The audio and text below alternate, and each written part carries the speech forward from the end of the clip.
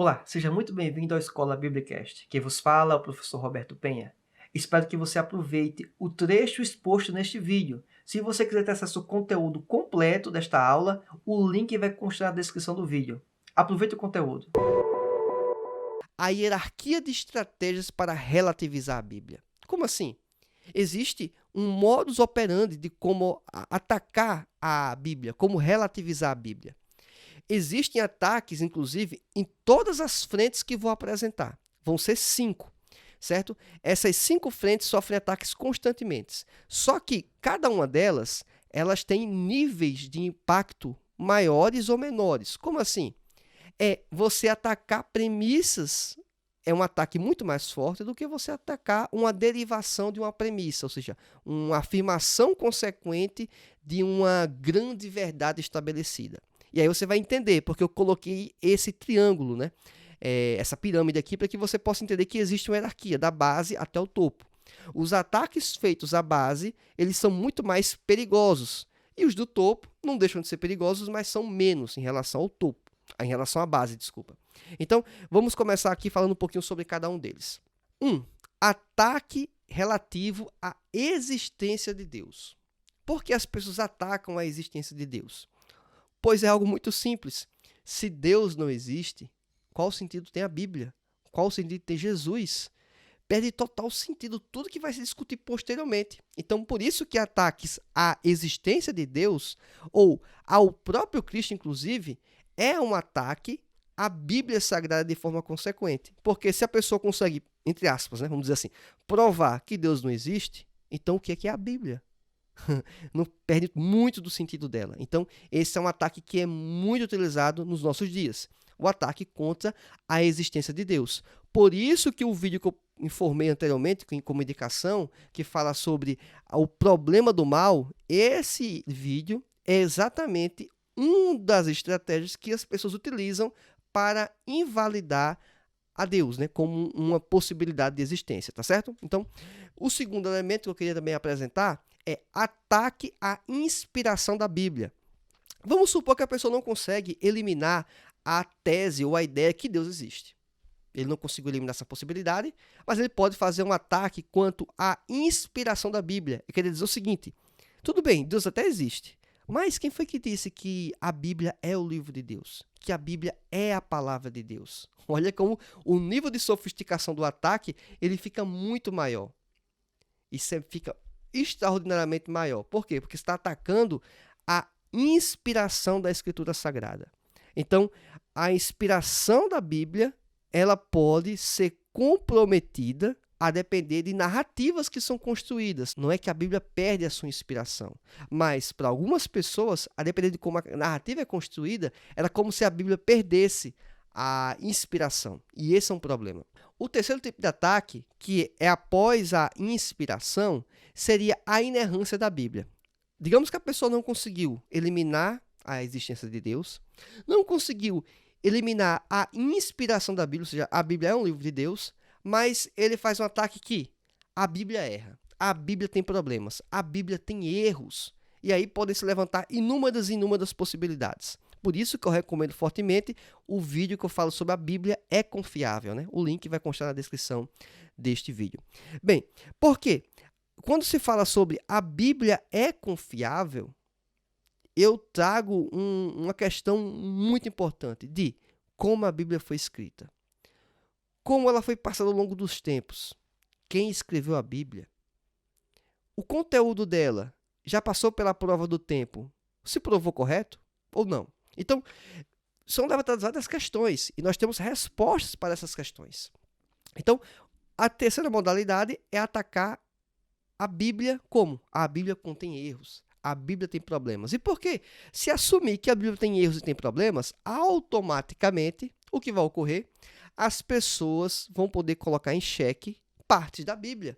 Porque qual a parte da Bíblia que está correta? Qual a parte da Bíblia que está errada? Perceba que o nível de sofisticação aumenta do raciocínio em virtude que abre margem para inúmeras críticas, relativizações. Perceba que o ataque à inerrância, de certa forma, ele é menor do que o ataque contra a existência de Deus.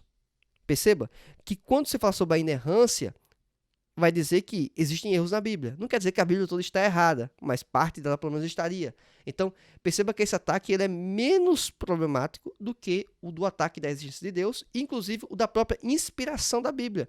Porque se for atacada a inspiração e a inspiração for comprometida, obviamente vai saber então que seria o quê? Livros feitos por homens comuns, sem nenhum tipo de inclinação espiritual, né? Revelação de Deus. Então perceba que nível pode chegar os ataques para relativizar a Bíblia. Quarto argumento, né, ou quarta linha de fronte, né, que podemos pensar de batalhas, de discussões, é o ataque quanto à interpretação da Bíblia. Vamos supor que a pessoa não conseguiu eliminar a existência de Deus, não conseguiu eliminar a inspiração da Bíblia, ele não conseguiu eliminar a inerrância da Bíblia, mas ele coloca a culpa em quem? Nas pessoas que leem a Bíblia. As pessoas que fazem os materiais, vamos dizer, de apoio, inclusive isso que eu estou fazendo agora, certo? Um comentário bíblico postado no YouTube. Vai dizer o seguinte, que a minha interpretação, ela é equivocada. E geralmente é atribuído aí sim, uma coisa que até falei anteriormente, no início desse vídeo geral, é que a Bíblia, ela parece ter uma linguagem conservadora, uma linha conservadora, mas na verdade esse tipo de afirmação ela é problemática. Por quê? Porque a Bíblia não tem viés conservador e nem viés não conservador.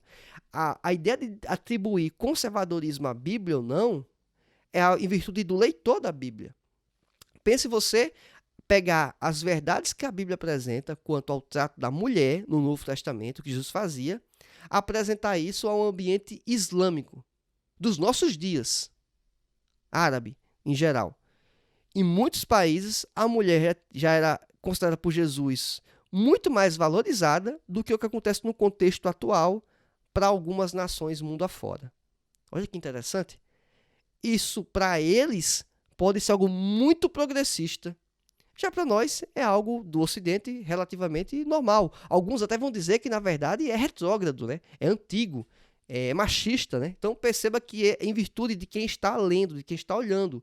Então, nós não poderíamos, ou não deveríamos classificar a Bíblia a partir do nosso viés, da nossa história, exatamente. Não, a gente teria que tentar se abster o máximo disso. Então, é um ponto também muito importante a considerar. Então, é feito um ataque de dizer, ó, a Bíblia, no mundo ocidental, ela é interpretada de forma equivocada, de maneira muito conservadora, ao pé da letra, e por aí vai. Fazem ataques nesse sentido. O quinto e último momento de ataque, que seria o menos problemático, mas que é problemático, quero deixar isso bem claro, é o ataque a viver de acordo com a Bíblia. Ou seja, a pessoa não conseguiu eliminar a existência de Deus, não conseguiu eliminar a inspiração da Bíblia, ele não conseguiu eliminar a inerrância da Bíblia, ele assume tudo isso como verdade. Ele conseguiu entender até que a interpretação da Bíblia até que está correta, em geral, mas quando vamos para o viver, a prática, o dia a dia, as pessoas não estão vivendo de acordo com o que a Bíblia fala.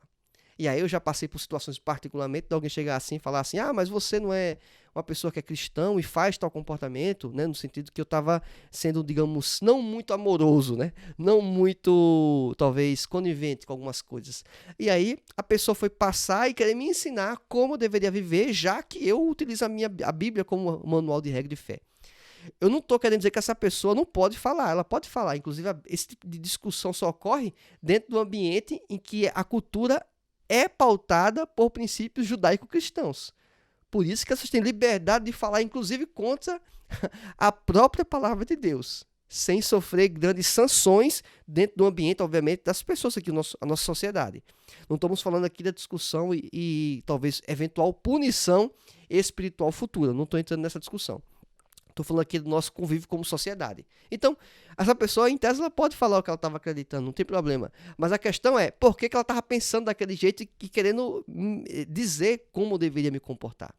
E isso é uma das formas de ataque também quanto à Bíblia, porque está querendo dizer o seguinte, que eu não estou vivendo de acordo com o que a Bíblia apresenta, fala, mas é ele que passa a ser o interpretador da Bíblia, não eu mais. E ele interpreta melhor do que eu, lógico, porque ele está me dizendo o que eu deveria fazer. Então perceba que o nível de discussão fica relativamente mais elevado, né? Mais sofisticado e mais sutil. Que aí tem tudo a ver com a nossa lição bíblica. Porque vai ser pancadas ou passos leves, suaves, para que possa, aos poucos, minando e relativizando a Bíblia. Imagino que esse conteúdo foi bastante útil para você. Então, além do like, se inscreva no canal e marque a opção todas as notificações. Assim você vai ser comunicado toda vez que eu postar materiais semelhantes a este que vão agregar em muito para o seu conhecimento. Se você quiser acesso ao conteúdo completo desta aula, o link vai constar na descrição do vídeo. Aguardo você na nossa próxima aula. Que Deus te abençoe e até mais. Tchau!